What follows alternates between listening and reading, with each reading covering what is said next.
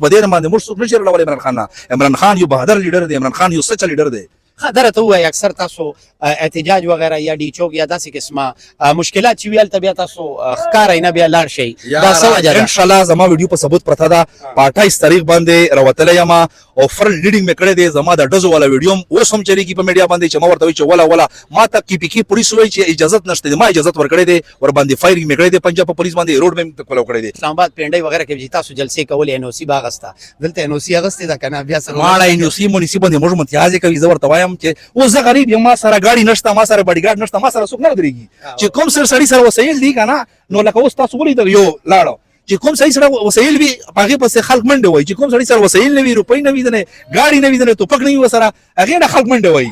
نو به قسمتي خو دا غدا کنه موږ الحمدلله پټولو نه غیرتی هي، پټولو نه ننګلی هي، پټولو نه هر څه باندې پويږي. او روپۍ نشته ده، که روپۍ سره وای هر سړی په ما وسه منډه وای، هر سړی په ما نه انټرویو اخیستلای. یعنی کې مطلب د خبره دا څه حیثیت نشته ده. ما مطلب مالدار مانه پیژنې او غریب زنه پیژنم بالکل کی आवाज ده. ماړه کا غریب سړی په ما مخ کې حیثیت میړه هغه سره روپۍ پیژنې. موږ الحمدلله عزت هم پیژنې، پښتو پیژنې، غیرت پیژنې، د خلکو غمدردیم پیژنې. خبره ته وای هغه پښتنو کشمیر آزاد کړو کنه هغه پښتانه زموږ کوم مشران چې ګو الله دې وبخي هغه د ځمکې نه لاندې دي که د پاسه دي وسه هغه خو د ځمکې ځکه لاندې دي کنه چې پښتو خو مو په شرمونه و شرموله. ته په میډیا کې ګوره نه چې څومره بد کارونه کیږي هغه پښتون کوي.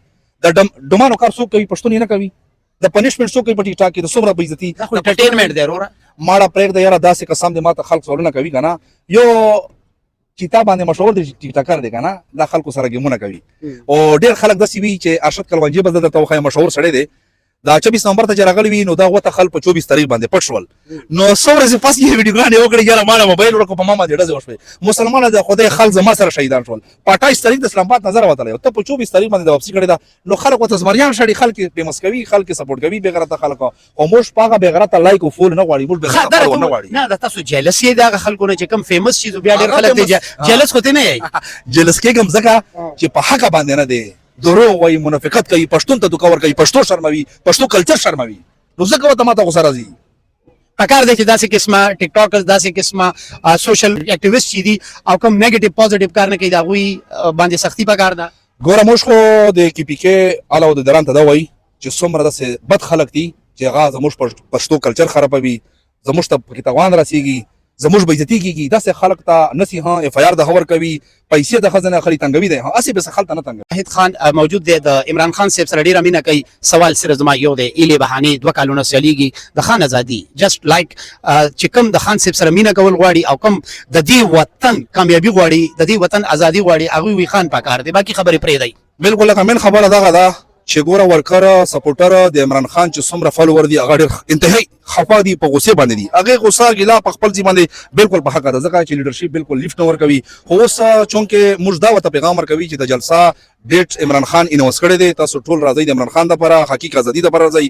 په ملک زموږ په ملک عین نشته، قانون نشته، بے انصافي ده او بل ډون املیم لري کیږي. کله جلسه موږ کامیاب نه کی نو موږ به نور حضرمونه کیږي. تاسو لیډرشپ پرېږدئ یاره هغه خپل ځان ته پرخته دی. عمران خان نامه استعمالوي او عمران خان په نامه باندې پیدا خالي کړي. موږ سره وعده کړې و نه چې ځنه ټوبل غوښته دي، نه چې ځنه نوکری غوښته ده چې موږ به عمران خان رها کوي. عمران خان رهي هونه کړله.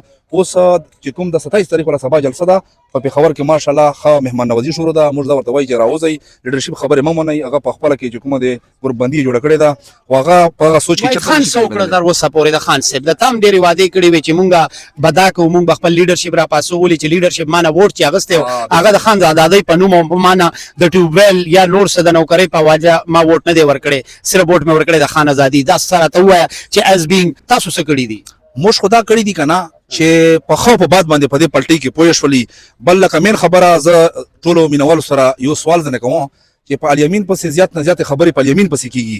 که عمران خان رهي د پردا کا جلسې د پردا کا کنونشن د پردا کا هر څه مشکل د پردا کا خوشحالي د پردا لیډینګ الیمین کړي دي، خرچه الیمین برداشت کړي دا، میچل کې مګي کړي دي، هغه باوجود خبرې پکې کیږي. اوس په صوبه کې د مکه وشي کنټروورشل دی کنه نه یو منټ د مکه وشي نو هغه په الیمین باندې ورچوي.